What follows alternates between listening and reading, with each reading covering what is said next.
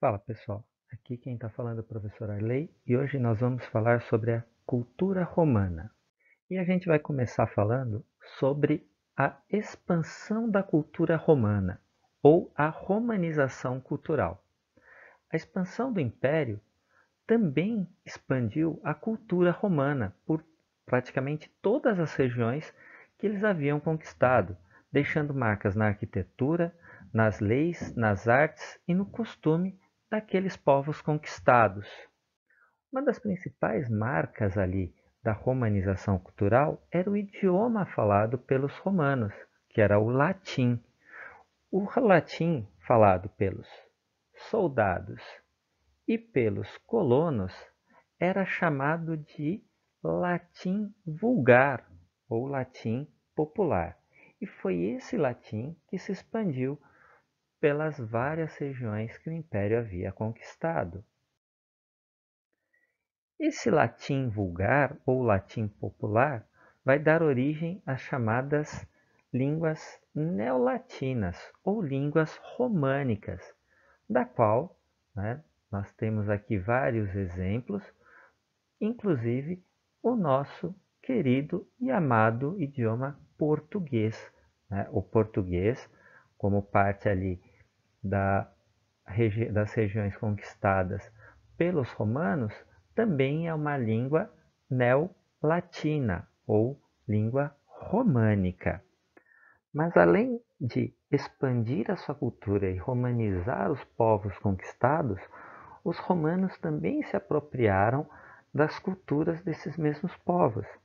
Temos aqui o exemplo de Poseidon, o deus grego dos mares, que foi apropriado ali junto com vários outros deuses pelos romanos e teve o seu nome latinizado para Netuno. Mas prestem bem atenção, nem toda a mitologia grega foi apropriada pelos romanos e nem toda a mitologia romana é oriunda dos gregos. Temos ali grande parte da cultura e da mitologia romana que é oriunda dos etruscos, dos sabinos, dos latinos, entre vários outros povos. Beleza? E também temos aqui a deusa Ísis, que é a deusa egípcia da feminilidade, né, do amor, assim como, né, Vênus para os romanos, mas que foi apropriado o seu culto pelos romanos e ela foi sincretizada com a deusa da fortuna. Então temos aqui uma imagem da deusa Ísis Fortuna, a deusa dos bons augúrios. E na arquitetura romana, né, nós temos ali grandes construções que ficaram marcadas e que influenciam até hoje, como os anfiteatros, que são as bases dos nossos estádios modernos. Frisem bem, anfiteatros. As arenas, eu falo daqui a pouco para vocês. Né? Aqui temos o mais conhecido e importante anfiteatro romano, né? O anfiteatro Flávio, também conhecido como Coliseu, por causa dessa estatuazinha que vocês estão vendo aqui ao lado, a estátua do Colossus Solis. Hoje ele está assim, o Coliseu de Roma. Aqui dentro nós temos o interior dos anfiteatros romanos, no caso aqui o interior do Coliseu. E a arena é somente esta parte central, que ela era ali coberta de areia. Ó, arena, areia, por isso o nome.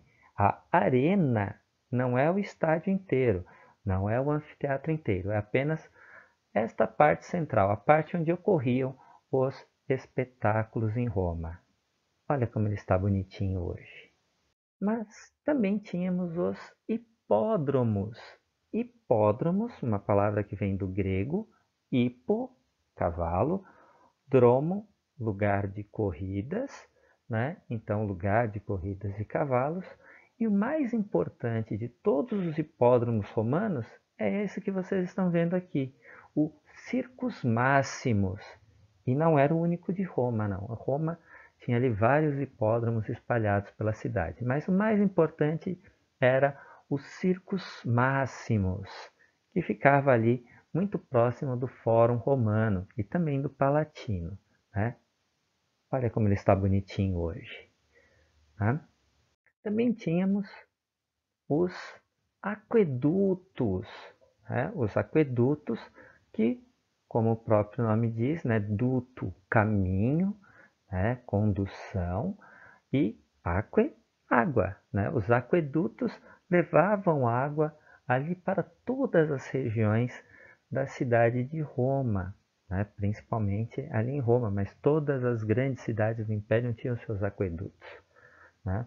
E os aquedutos eram parte ali do saneamento básico da cidade de Roma, levando água potável ali importante para todos, influenciando ali várias cidades medievais e até mesmo cidades modernas, né? Temos o antigo aqueduto no Rio de Janeiro, hoje os Arcos da Lapa. Pesquisem ali sobre os Arcos da Lapa no Rio de Janeiro.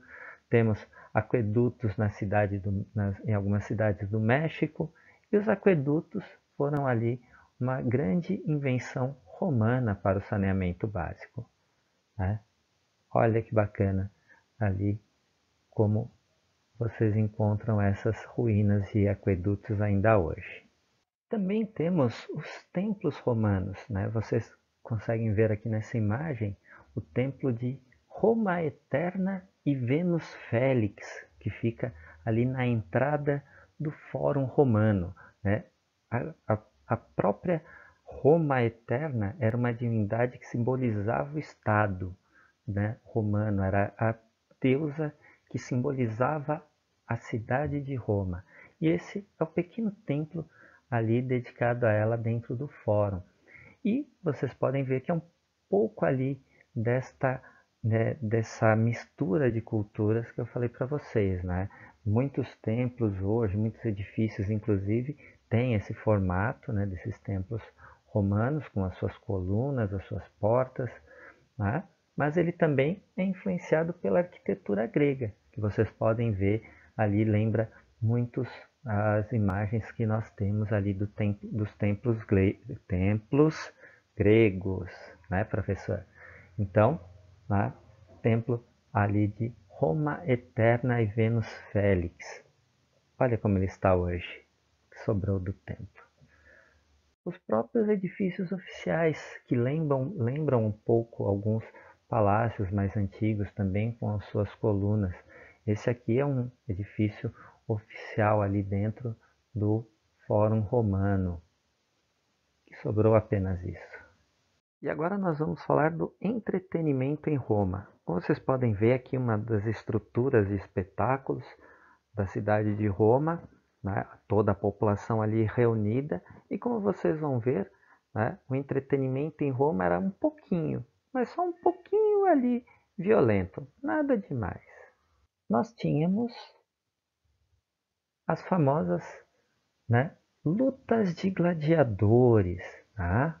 Que nós vemos aqui nesse famoso quadro do século XIX chamado Polícia Verso, ou Polegar Invertido, de um artista francês chamado Jean-Léon Gérôme, né? Que mostra ali uma luta de gladiadores. Só que temos uma treta nesse quadro, e temos uma treta no conhecimento que nós temos ali do que eram as lutas de gladiadores, né? Vamos até elas.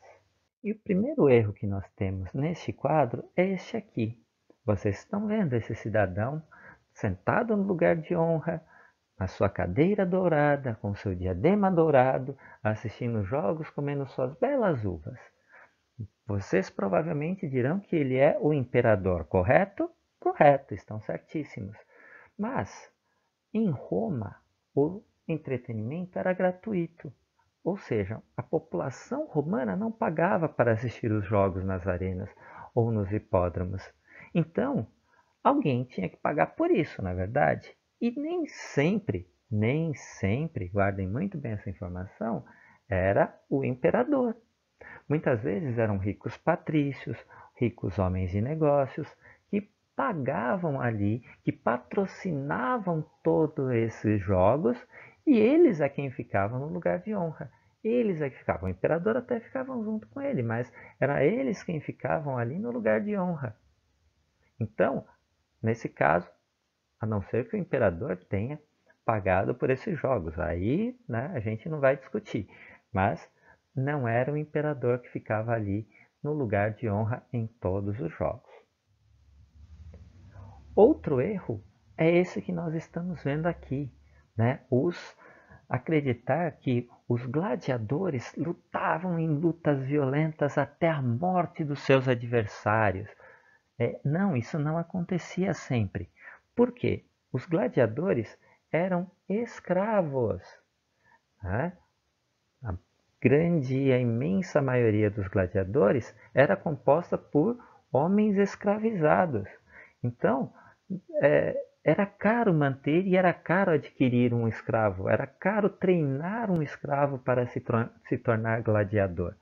Então, é claro que nenhum dos dois proprietários desses gladiadores queria ver as lutas indo até o fim, queria perder ali, né, o seu escravo, o seu investimento, com o adversário matando o seu gladiador. Então, na maioria das lutas, essas lutas não eram travadas até a morte do adversário, não eram lutas ali sanguinolentas e violentas que duravam horas, levando dos adversários, né, obrigatoriamente à morte. Não. Eles lutavam até que um fosse vencido ali, e na maioria das vezes o adversário derrotado era salvo ali da morte como parte do espetáculo. Era dada essa vantagem ali para o adversário de ser salvo da morte. Então as lutas, segundo erro, as lutas não eram travadas até a morte. E o terceiro erro que nós vemos é exatamente esse aqui, ó. O próprio nome do quadro, pólice verso, o polegar para baixo, né? O gladiador foi ali, derrotou o seu adversário, está ali com o seu adversário submisso, e ele vira para a plateia, o imperador, o patrocinador do jogo, virava ali o seu polegar para cima para salvar o seu adversário, ou virava o polegar para baixo para conduzir esse adversário à morte, para que o gladiador matasse o seu adversário. Não, não eram esses os símbolos. Esse foi um erro de tradução ali do meu caríssimo amigo pintor, que chegou, infelizmente, até os nossos dias. Né? O sinal não era esse, polegar para cima para salvar ou polegar para baixo para atacar ali o adversário. Não, era com o polegar escondendo, né, guardando ali, fechando o polegar no meio da mão, como se estivesse embainhando uma espada para salvar o adversário, ou o polegar passando pela garganta, né, sinal ali de morte do seu adversário. Então, esse foi um quadro que ficou muito famoso e conduziu a um erro de interpretação. Não acreditem em tudo que vocês veem nos filmes. Beleza, pessoal? Mas, né, o principal divertimento dos romanos não eram as lutas de gladiadores, mas sim as corridas de bigas e de quadrigas, né? As corridas no hipódromo. Esses eram ali os divertimentos prediletos dos romanos e, aliás, os mais rentáveis de todos, os que mais rendiam dinheiro para as pessoas.